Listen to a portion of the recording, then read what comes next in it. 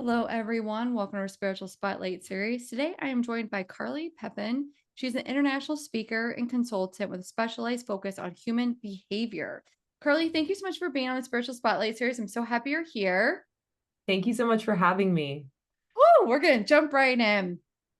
Can you maybe share with us what inspired your journey into becoming a human behavior specialist, and how has this influenced your approach to life and work? Sam, it is actually a spiritual component. Yes. Yes. Which is funny. So I moved to another country. I actually am born and raised in the Los Angeles area in the United States. And I sort of fell into basically challenges internally. And I thought that moving somewhere else would fix the problem. And so I apparently had to go as far away as possible to Australia. So Whoa, that yeah. is a jump. It is Wow. a bit of a jump. So I went to Australia for a year, and when I was there, what was really cool is that I realized that all the problems that I thought I could escape from, they hadn't actually escaped. It was all coming from within. So that was the first time that I ever realized that things come from the inside and not the outside, and that if we shift the inside, the outside will fall into place as well. So it's a place that I found my first spiritual teacher, but interestingly enough, even though she was a spiritual teacher, it definitely was in regards to human behavior, things that were applicable every day. So it was cool. It's like you get to connect with yourself while having like really solid, manageable tools. I think that's perfect. And I know one of the things you do is like to share tips on how to create internal balance when life naturally brings up some challenges. Like the outside word won't impact you just the same. Can you maybe tell us a little bit about some of these tips that you have for us? Yeah. So the biggest tip that I could give everyone is first things first is just to ensure that you have certainty on who you are and what your priorities are. Basically, that's what your life purpose is. Sometimes we'll sit and we'll say, well, my life purpose is this, but I'm actually like not doing it, right? And I'm procrastinating on it. That's not your life purpose. That's what Yeah. you wish your life purpose is. But your actual life purpose is what you wake up every day and nobody has to remind you to do. It's what you move through challenges that you're willing to face both pleasure and pain in. And that's the thing that no matter what you're doing every day, like you make sure that you're getting something done within your life purpose. And the reason why it's so important to understand that is because challenges only impact us and we only perceive that they're painful, someone hurts us, something harms us because we perceive that there are more negatives than positives associated to our life purpose, not actually to us, but actually our purpose, right? And this is funny because we could put this even in the sense of business. Like sometimes there's, and I know this dynamic is switching, it could be husband or wife, but there's one Whomever. partner, yeah, whomever, yeah, who works full time, right? And is working consistently. And Yeah. then there's another partner who stays at home and raises the kids. And what's really interesting is the partner who stays at home and raises the kids will get angry, upset, frustrated that they're being deserted, left behind by the one who works, while the one who Mm. works is angry and frustrated that the one who's behind is not appreciating everything they're doing to like build a family. And all you're seeing is a challenge based on two people with different life purposes. If that woman or man who stays at home can see how it's actually serving them to have their partner gone, what winds up happening is they see that this is a challenge that's on the way to Mm. their life purpose, not in the way of their purpose of family and that dynamic. And if the husband can see maybe how like even spending more time, or wife, it could be wife now, everything's It's shifting. true. Yeah, totally. Is like how it serves him to even spend some more time with the kids and not so much time at work, then they can actually see as well how that won't impact what their true purpose is, which is Mm. the career, which is the work. And neither one is right or wrong, but that perceptual shift internally to first understand who you are and then kind of link how these things are serving each other and how the challenges are serving your true purpose. Once you get that, you realize it's fulfilling to go through the challenge. Then you don't have to get rid of it anymore. Then it's just there and you are like, okay, I'm gonna do this. It's very interesting because my partner and I'm the female, he's a male, and he actually stays at home because he's retired and he cooks and he cleans and we've had a complete dynamic shift. And I will tell you, when we had the shift about a year ago, we definitely had to work through some perception changes about life purpose. It's been interesting. Awesome. So, and to your point though, we've had some conversations, maybe more of like in the spiritual realm of, okay, well, maybe you need to really tap in what fulfills you, what brings you joy. Cause, he's somebody that was used to being so busy, busy, busy. And when people have that loss, it's like, what do I do now? Do you coach people on like big changes like that? Yes. Oh, tell me a little bit about that. I'm interested. Yes. So that is it's a life change, right? Where all of a sudden we feel disconnected to something that we were doing before, and now we're trying to reconnect. And sometimes people think they're repurposing.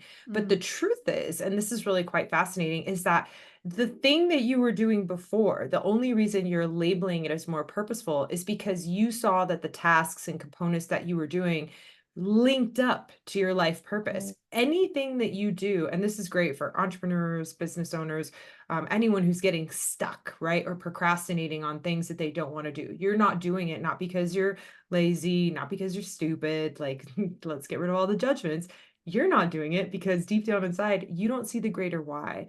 But when we ask how these particular tasks serve our purpose, and this is why I said the number one thing is get so clear on what that looks like, so then true. you get to, yeah, so true. Then you get to actually see, oh, these tasks that I thought were like menial and not that big of a deal are actually serving me.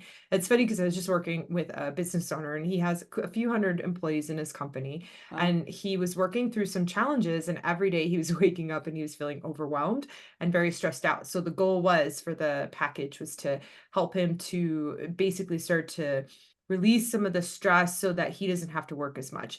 And we're continuing to work together, but it was funny at the end of his package, he said, "What's interesting is I'm busier than I was before, but I feel better." I I was like like, yeah. that. And I he's like not, that.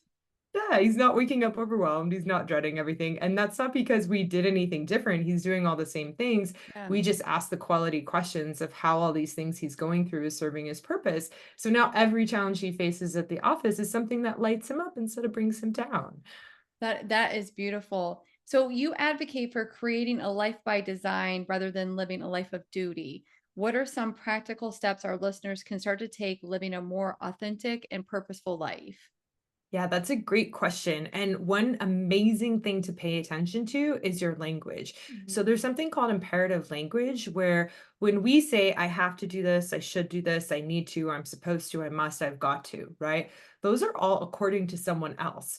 Something and someone that you've met along the way, you perceived was better than you, had more than you, like had just further along than you in some way, shape, or form. You've put them on a pedestal, and something that you observed, you now think you need to, have to, should do. Now, notice, you'll start to notice the things that you think you need to, have to, should do are the things that frustrate you the most, the things you procrastinate on the most, the things that you get the most annoyed when you're doing. And I'm that's just like, because, yep, yeah, yeah, yes. 100%. That's because it's not in alignment with your life purpose. So, one, pay attention to that language. And two, the things to pay attention to carry forward with and really dedicate as much time and energy to as possible is what you love to do. When you say, I would love to do this, I want to do this, I choose to do this, I desire to do this, those are more in alignment and in integrity with your life purpose and your priorities, who you truly are. And that's cool because once you start to pay attention, you'll see a pattern, and you'll see the pattern in what you truly love and what's important to you. And it's really not that many things. It's only a couple things. And you're going to be like, wow, I really am super dedicated to this one thing. And you continue to dedicate yourself and all the things that go along with it that you have to do the best to delegate. If you can't delegate it, make sure that you're asking those questions, how those things serve that thing that you love to do. And then all of a sudden, those components can become more meaningful along the way. But if you can delegate it, get it off your plate. Oh, I love that. So you mentioned the importance of creating internal balance to better handle life's challenges. Maybe have like one or two key strategies for achieving this balance. Yeah. So part of that, we kind of talked about Yeah. asking those quality questions, talked about like understanding your life purpose. Another really important thing to know, because a lot of times we try to see the positive and the negative, right? And Hmm. that's awesome. And that's a normal thing. What a lot of people don't realize is it's also important to see the other side. When we have pride or elation, when we get too puffed up, what do we know? We say the pride before the fall, right? Yeah, when you get too proud and too elated, the universe comes in and humbles you. You attract criticism, you attract challenging circumstances to make sure that you get back on track and realize that you're not above anyone or below anyone. you're their equal. So the best case scenario is also, and this is a little trickier because no one ever really talks about this to the same degree and teaches us how to do it, but to catch that pride. And a Yeah. great way to catch pride, you'll kind of feel it. You'll feel elated. It won't feel balanced. Like if you go into a moment when you're super elated right before you got humbled, also right before you fall, it's hysterical. We're usually really proud about something. Like my favorite is working with people with gym injuries and stuff, or like sports injuries. And it's like, what were you thinking right before? That I was the best. And then I broke my ankle. And I'm like, of course you did. Goodness. Yeah, it really lines up perfectly. So catch those components. Yeah. And also, if you perceive there are more positives than negatives, more benefits than drawbacks, the truth is everything on this planet is neutral until we Mm, put a label on it. So basically, what we're doing to bring equanimity in the mind is we see the equanimity in the world. And when we yes. can see the equal quantity of drawbacks to benefits, guess what happens? All of a sudden, that becomes a thing. We're not elated, we're not puffed up, we're not walking on stage, walking in front of people, being like, I'm the shit. Like, you're like, actually, I have both sides and I'm still worthy of love, but I'm just human and here I am. I mean, you're bringing up a very valuable point, especially for people in the spiritual field, on spiritual entrepreneurs. They get too puffed up, they get in their ego, and then you can see their businesses crash and burn. So it's an interesting Absolutely. dynamic. Oh, that's interesting. I've never heard it said like that before. That's so interesting. Yeah. And Do it's really cool. You see it in the public as well. And you'll you see do? it with individuals that we put on a pedestal. So Mm, we'll put these famous people on a pedestal, right? yeah. We put the Bill Gates, we put Elon Musk is getting a lot of criticism right now. Yes, he So is. we're putting Jeff all of these, Bezos. Jeff Yeah. Bezos, all of them, we've put them on a pedestal and we've made them into these heroes. But the truth is they are no different than you, me, anyone else on this planet. They're human beings and their specific set of priorities and life purpose has just taken them on the path to create what they have. Mm, And what's funny is other people are creating to the same degree, but they're just labeling that version as big and great. Now, yeah. because of that, that's why these humbling circumstances come in to make sure that we see the other side. Because if you put someone too high up on a pedestal, you'll never be able to reach it. You'll never Mm, match it. And so seeing both sides helps us to balance our perspectives on an individual, including ourselves, so that's what I'm saying, see both sides yourself. And for those individuals out there, like if you are planning on being a speaker or anything, love those parts of yourselves, love your crap, because here's the thing, your crap, especially nowadays, oh my gosh, with all the technology and stuff, I just look at it and I'm like, well, anything that I'm ashamed of, I have certainty at one point or another is going to be out in the world. it's so So true. It's gonna yeah, come back. it's coming out. So if I don't learn to love it, then I'm not going to be able to talk about it. I'm not going to be able to share like why it was there, help people to understand it. So the more that I love the parts of myself that are shamed and I clear that guilt and shame, the Mm, more that whenever it does come out and someone does come and attack, which has happened before, it does come out and someone's attacked and I'm like, yeah, I am that person. What's the issue? And it's funny because it was in a workshop and I was like, what's the issue? You're that person. If you don't like it, let's love it in you. Let's do this. you're like, and and you can't attack me with it because I've already loved it. So that's the important component as well. Yeah, it's yeah, almost yeah. like taking away the trigger from it. Like it's okay. Yes, I'm owning this and for I'm giving it sure. love, and I'm not gonna have that visceral response to this. Oh, I can't believe you did this 57 years ago. Like, I did do it. you're like, you're I'm right. like, I did. I probably shared it before you did. I love Yeah. it. So giving your, I'm like, I'm thinking, what did I do? I know I was just recently on a podcast, hasn't aired yet, and I Uh, use a lot of profanity, and I thought about it. But you know what? I'm gonna love that aspect of myself because it's a part of I do me. that a lot. I swear a lot. Yeah. Okay, same, same. So I'm gonna love myself and be like, "You're welcome, Uh, universe." But there's, I I won't get know. too puffed up. No, sometimes people get very upset and stuff, but it's funny if you look at all the scientific research they've done on swearing, it actually increases dopamine in the brain. It's hysterical. Yeah, so especially if you're stressed, for all of you guys who are stressed out and then you swear and you feel bad or guilty, know that you're actually doing that. It's a physiological response to help you manage the inside perceptions and balance the mind because there's so much adrenaline coming on that's actually a Yes. component of dopamine. It's actually crazy. Like when you do all the research and deep dive, you're like, this is not what I thought it was. No, it's so true. Like they say, people who use profanity are generally more intelligent, and Yeah, the business driven ones. So fuck that. And I'm just kidding. And then depending on the industry too, I used to work in the fashion industry and I got out of it at a certain point. I was like, man, and I worked with someone in the fashion industry and I was like, that's where I got my trash mouth from. I was like, there it is. And you know what? I'm a registered nurse, so you would think I Yeah. wouldn't have a trash mouth. So, so let me ask you this, Uh, given your expertise in human behavior, what are some common misconceptions people have about themselves or others, and how do you mhm. address these in your work? Yes. So some of the biggest misperceptions is when you see something on the outside that you perceive you don't have within, right? Like Mm, you'll look at someone, a great example is body dysmorphia, because everyone can relate to that. And you'll look at someone and you'll look at a supermodel and you'll be like, they're gorgeous. They're the most amazing people on this planet, right? You look at someone with finances and you're like, they're so wealthy. They're richer than me. But yeah. what's funny is, and this is interesting, every time you have a certain level of wealth, right? No matter who you are on this planet, you will meet someone who has less wealth, you will meet someone who has more. And this can keep going up until the whole scale of time, right? And then Yeah. the wealthiest person on the planet, they may be wealthy for like a certain period of time, but they're not going to be always the wealthiest person on the planet. It's going to keep fluctuating that they're Yeah. rich and poor according to who, right? I have a friend who went to someone's house. It was a sheik's house. And Oh my goodness. it was like a $5 billion house. And he had a laugh because he's like, I'm pretty wealthy. And he's like, I'm pretty wealthy, but I went here. And he goes, here? I'm poor. And I was like, yes, you are, my friend. So it's interesting, even though he's considered one of the wealthier individuals Right. on this planet, as soon as he goes to a $5 billion home, all of a sudden he's poor compared to that.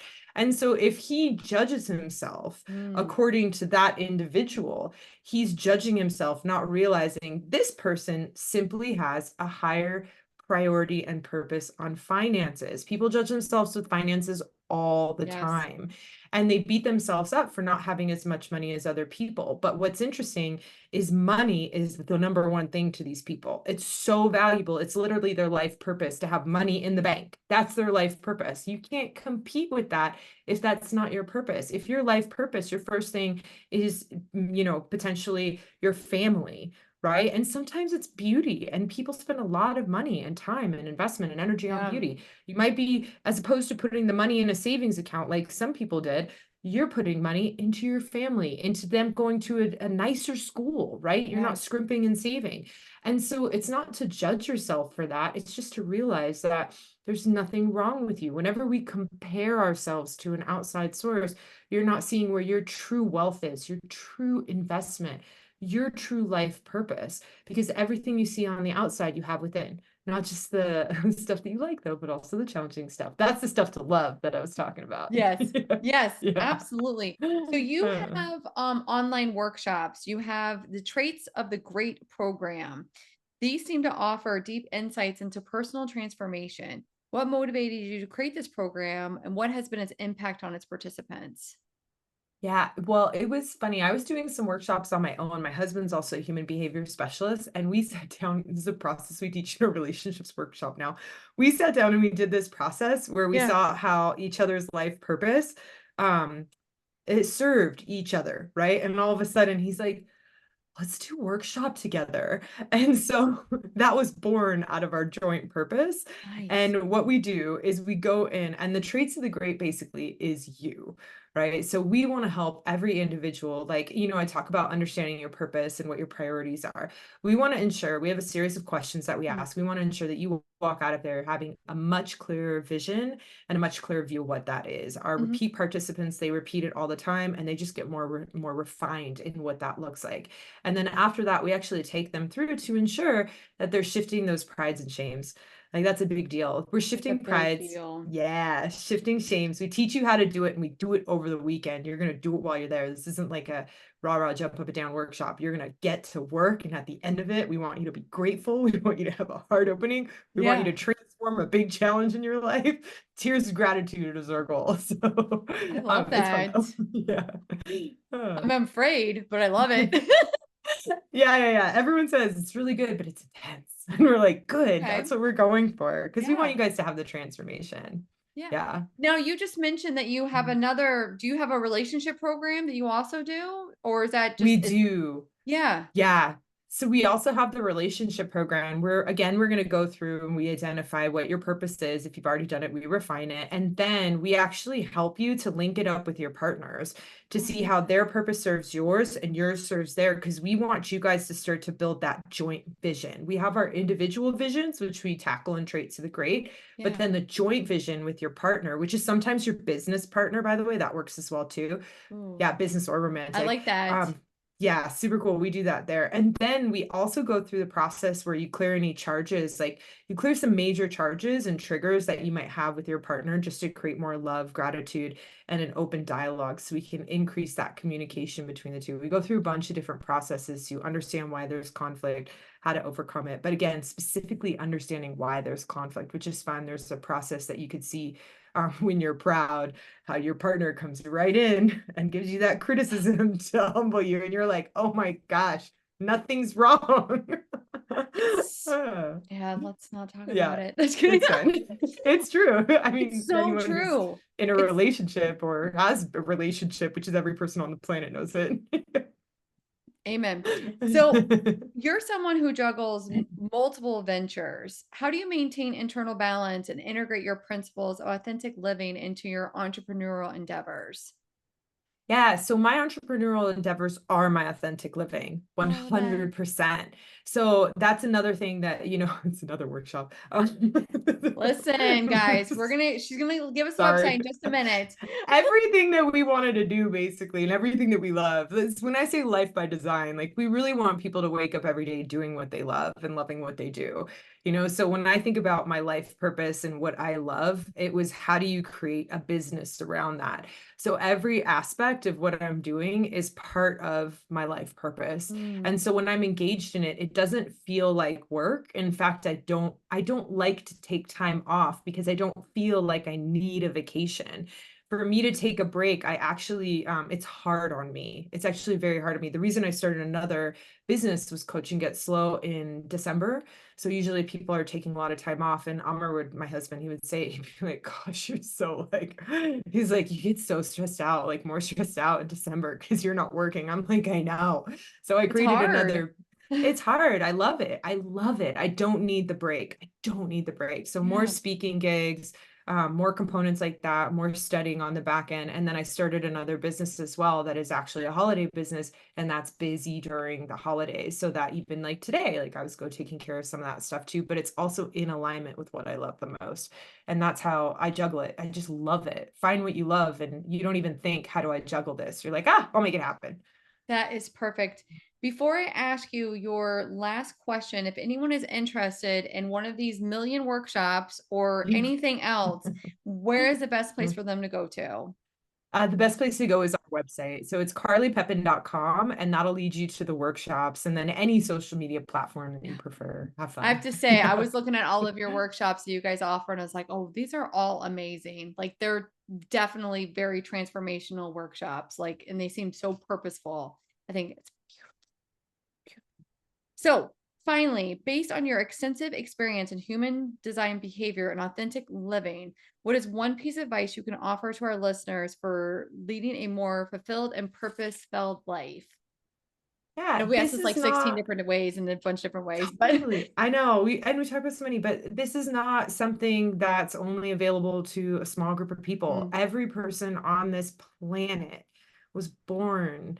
You're born with a unique, specific set of priorities, a unique life purpose, and every person is necessary. Two people that are the same, we don't need them. One will go extinct. So it's like, give yourself the opportunity to actually spend the time, invest the time, energy, money, whatever's necessary to find out what that means to you. Because the difference between waking up and dreading your day and waking up and saying, I get to do this, I get to do that, like I'm looking forward to every day of my life is a huge difference. And it's accessible to everyone. No special needed. No, everyone. Yeah. I really love how you put that. I Mm. love how you talked about how to shift how we talk to ourselves, look at things that, maybe challenges and what lights you up inside and what are the things you truly love and then build a life around that. And it may be maybe it's I'm a homemaker or maybe it's I'm a mom or maybe it's I'm a nurse. And I love that you put it we don't have to put a label on, well, I want to be wealthy. Like maybe that's not my life purpose. And I love that. That's Perfect. you really put that in a beautiful way. Well, Carly, I want to thank you so much for coming on Spiritual Spotlight series. It really has been amazing to talk to you today. Thank you for having me. I really appreciate it. It's been an inspiring conversation.